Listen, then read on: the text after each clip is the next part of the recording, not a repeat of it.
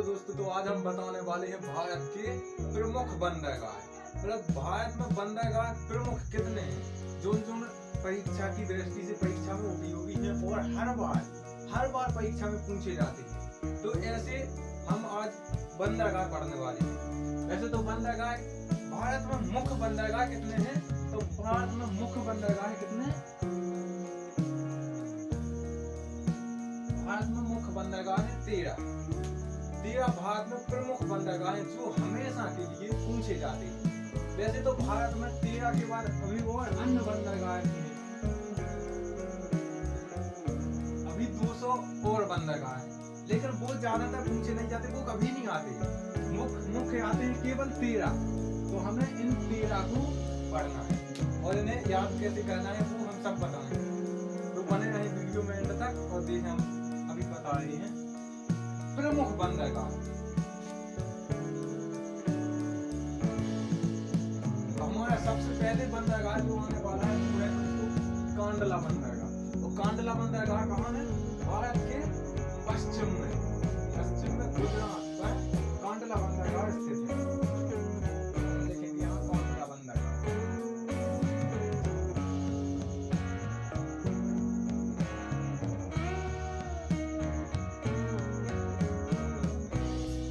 कांडला बंदरगाह भारत के लिए बहुत ही महत्वपूर्ण है और कांडला बंदरगाह से भारत में बहुत सारा व्यापार होता है। तकरीबन सबसे अधिक व्यापार कांडला बंदरगाह में होता है और कांडला बंदरगाह सबसे बड़े बंदरगाहों में गिना जाता है। यानी कि मुंबई के बाद दूसरा सबसे बड़ा बंदरगाह कौन सा है? कांडला बंदरगाह। कांडला बंदरगाह में मतलब पश्चिम भारत के जितने भी सारे शहर हैं सब उन्हीं का व्यापार केवल कांडला बंदरगाह से होता है। तो कांडला बंदरगाह हमारे लिए बहुत महत्वपूर्ण है और हर बार पूछा जाता है कि कांडला बंदरगाह किस राज्य में स्थित है या कहाँ स्थित है। तो कांडला बंदरगाह कच्छ में स्थित है। यहाँ ये है ना, जो यहाँ कच्छ की खाड़ी है, तो कच्छ की खाड़ी में कौन सा बंदरगाह स्थित है? कांडला बंदरगाह। कच्छ की खाड़ी में कौन सा बंदरगाह स्थित है? कांडला बंदरगाह। कांडला बंदरगाह में मतलब सबसे बड़ा ये टर्मिनल, सबसे गहरा बंदरगाह है। चलो इसके बाद दूसरे पर डिस्कस करेंगे। तो दोस्तों दूसरा बंदरगाह है कौन सा? यहाँ पर तो मुंबई बंदरगाह। ये कौन सा बंदरगाह है? मुंबई बंदरगाह।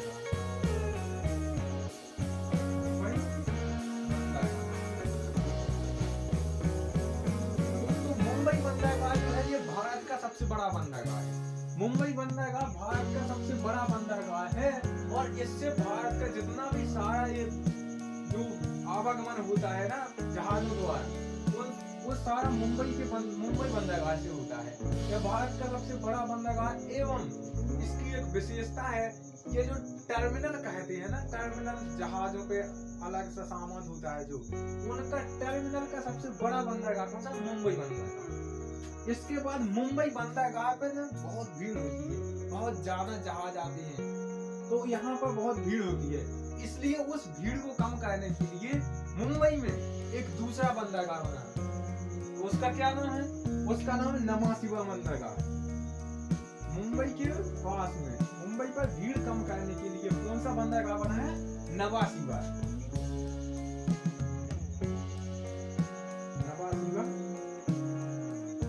बंदरगाह। तो ये भी हमेशा पूछ लिया जाता है कि मुंबई बंदरगाह पर भीड़ अधिक होने के कारण दूसरा बंदरगाह का नाम कौन सा दिया? तो वो बोला नवासिवा बंदरगाह। इसके बाद इसका एक और भी नया नाम है। नवासिवा बंदरगाह को एक और नाम से जाना जाता है, वो कौन सा है? ये हमेशा पूछा जाता है, क्या? जवाहरलाल नेहरू। ये हमेशा पूछने के लिए आता है कि नवासिवा बंदरगाह का नया नाम क्या है? तो वो है जवाहरलाल नेहरू बंदरगाह। वो अभी नया रखा है। चलो ठीक है, इसके बारे में डिस्कस करेंगे। अब हम आगे बढ़ेंगे। तो आगे बढ़ने के बाद मुंबई के बाद फिर आता है नीचे क्या? गोवा। और गोवा में ये है बंदरगाह पणजी बंदरगाह। गोवा में कौन सा बंदरगाह है? पणजी बंदरगाह।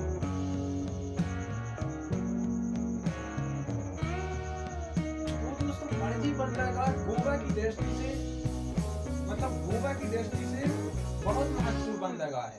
लेकिन भारत का तो मान के चलो छोटा बंदरगाह है, लेकिन यह गोवा के लिए बहुत ही महत्वपूर्ण बंदरगाह है, पणजी बंदरगाह। इसे हमेशा याद रखना है कि गोवा पर कौन सा बंदरगाह है, पणजी बंदरगाह। अब हम और नीचे चलेंगे, कहाँ? यहाँ है कर्नाटक।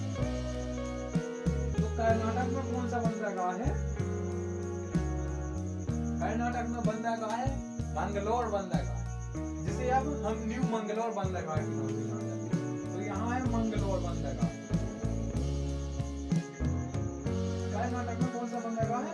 मंगलोर बंदरगाह। मंगलोर बंदरगाह कर्नाटक के लिए व्यापार की दृष्टि से बहुत ही महत्वपूर्ण है। इसमें यहाँ तकरीबन कर्नाटक के 60% व्यापार केवल मंगलोर बंदरगाह के द्वारा होता है। तो यहाँ पर केरल, तो केरल में कौन सा बंदरगाह है? केरल में कोची बंदरगाह, लिखेंगे कोची बंदरगाह। तो दोस्तों कोची बंदरगाह भारत का तीसरा सबसे बड़ा बंदरगाह है। यानी पहला सबसे बड़ा है मुंबई, उसके बाद दूसरा कांडला बंदरगाह और कोची यह तीसरा भारत का सबसे बड़ा बंदरगाह है। और इस बंदरगाह को बता दें कि दक्षिण पश्चिम भारत के लिए यह बहुत ही बड़ी व्यापार का काम करता है। इसके बाद कौन सा आता है? नीचे आता है तमिलनाडु। तो तमिलनाडु में कौन सा बंदरगाह है? तमिलनाडु में बंदरगाह है चेन्नई बंदरगाह। चेन्नई बंदरगाह दोस्तों दक्षिण भारत के लिए व्यापार का प्रमुख केंद्र बिंदु चेन्नई बंदरगाह है। चेन्नई बंदरगाह के बिना दक्षिण भारत का कोई भी व्यापार संभव नहीं है। और यह भारत के लिए भी बहुत ही महत्वपूर्ण बंदरगाह है। दक्षिण भारत का सबसे बड़ा बंदरगाह कौन सा है? चेन्नई बंदरगाह। चेन्नई बंदरगाह का बहुत ही महत्व है। किसी अगले वीडियो में हम केवल अकेले चेन्नई बंदरगाह को लेकर आएंगे, वो बाद में देखेंगे। लेकिन फिलहाल के लिए क्योंकि दक्षिण भारत का जो सबसे बड़ा बंदरगाह है वो है कौन? चेन्नई बंदरगाह। इसके बाद थोड़ा और ऊपर आते हैं तो यहाँ है आंध्र प्रदेश। और आंध्र प्रदेश में जो बंदरगाह है वो है विशाखापट्टनम। आंध्र प्रदेश में बंदरगाह है वो है विशाखापट्टनम।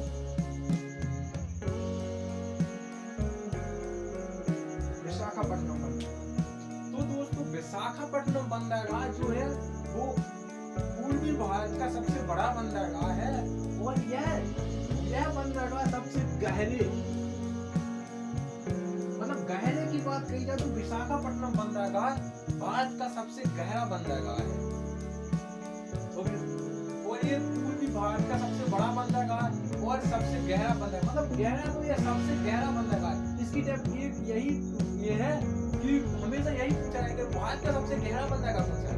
तो विशाखापट्टनम। सीधा अपन को कहीं नहीं जाना, विशाखापट्टनम सबसे गहरा बंदरगाह।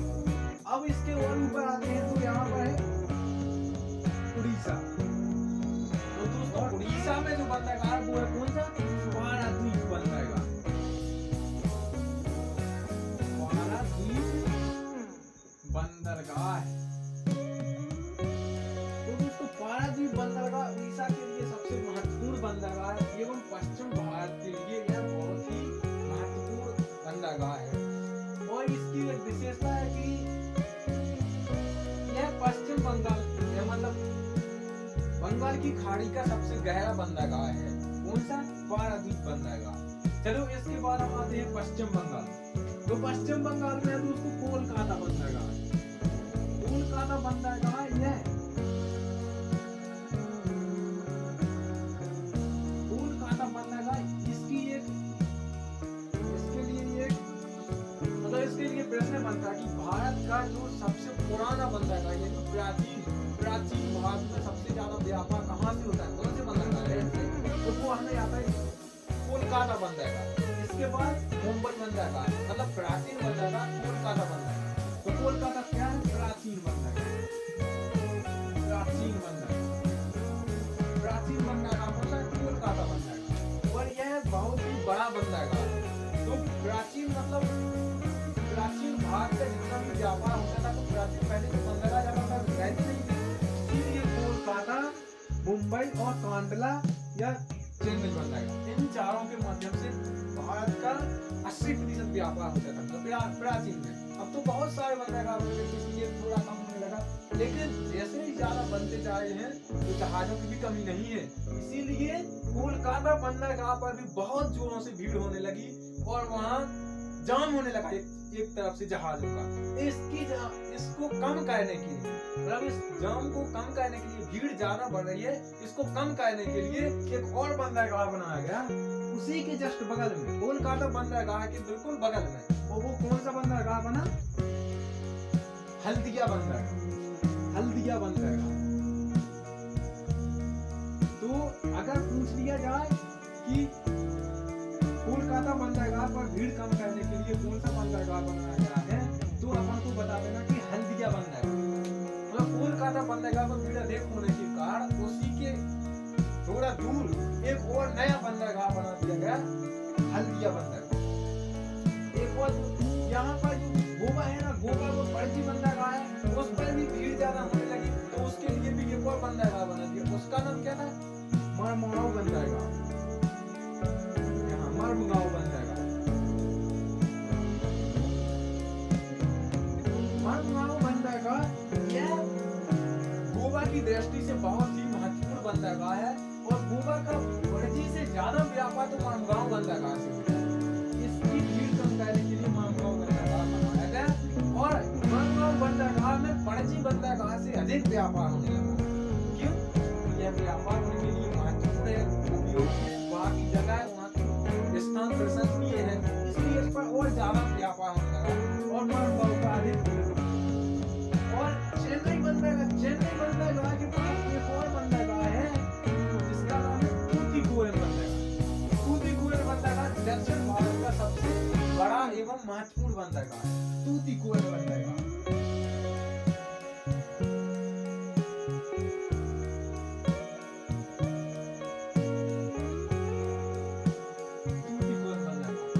तो दोस्तों ये थे अपने भारत के जितने भी बड़े बंदरगाह हैं उन बंदरगाहों को याद करने के लिए कैसे याद करें और मैप से, और इनमें अपन को देख के मतलब याद भी हो जाएगा कि ये कहाँ है, कौन से राज्य में है, कहाँ स्थित है। तो ये भी याद करने की ट्रिक और ऐसे ही अधिकतर वीडियो पाने के लिए जुड़े हैं अपने चैनल। मिलते हैं अगले